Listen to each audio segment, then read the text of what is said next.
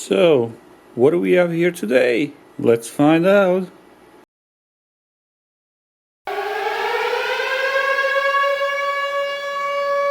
It's the Unifi Switch 16XG, which means 10 gig, 16 port. First 12 ports are for the fiber and the last 4 ports are for copper. So what we're going to do with it is we are going to adopt it and test it. Let's refocus over to the rack. I've already put it in.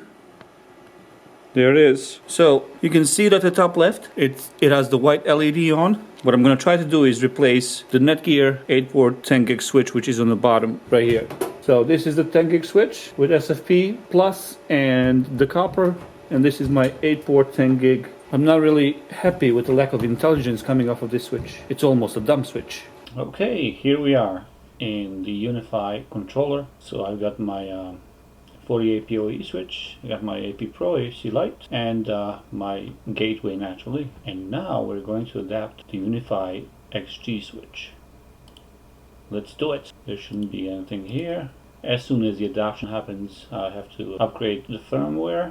As soon as it provisions, I'm going to upgrade the firmware, and it says it's connected.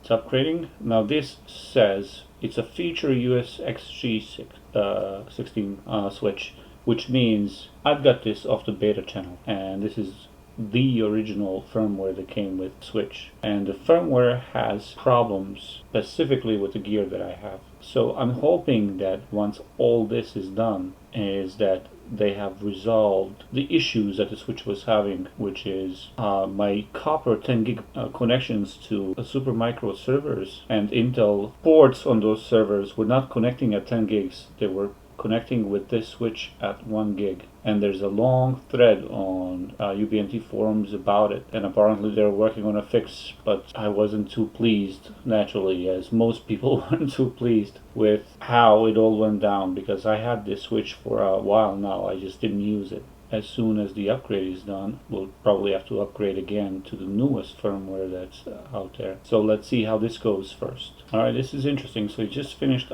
upgrading. There it is. And the version of the firmware says developer 5371. This is transitional firmware because the switch originally wouldn't just run the upgrade because it was a feature beta switch. I will include a link to where you can find transitional firmware if you happen to have the beta. If we run upgrade again, this should bring it completely up to date. So let's see what happens. So this switch should go from developer version now into the proper firmware. So I'm going to pause again. Okay, so the upgrade went through, it looks like. So we're connected with SFP plus at 10 gig. Any port that's connected at 10 gigs becomes white, as illustrated here. 1 gig is green, 1000 is orange, disabled, disconnected. So we are connected as an uplink from 48 port switch right here, right here. The bottom line is we are interconnected between the 48 port and the 16 port switch with SFP plus. My other SFP goes to Netgear switch. Part of the reason why I want to replace it is that I have no intelligence coming out of it. It is completely a dumb switch. To me anyway. Yeah, there's software you can use, a program you install on a computer.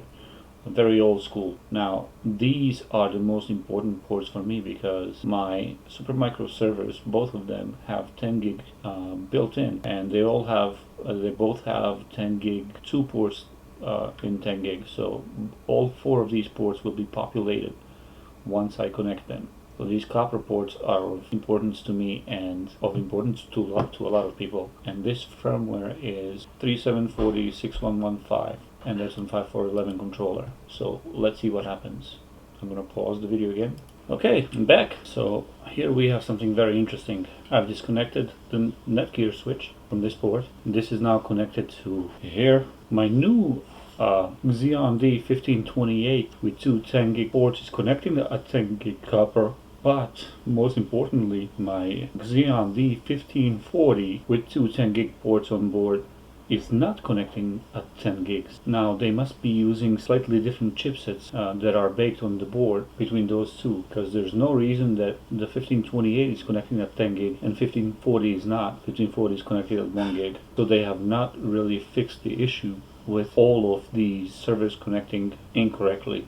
Unfortunately, still, 3 months later, Ubiquiti is failing to fix the problem with this. Hopefully in the near future, we will get a alpha or beta firmware that addresses this issue. So thank you very much for watching this. Have a great day.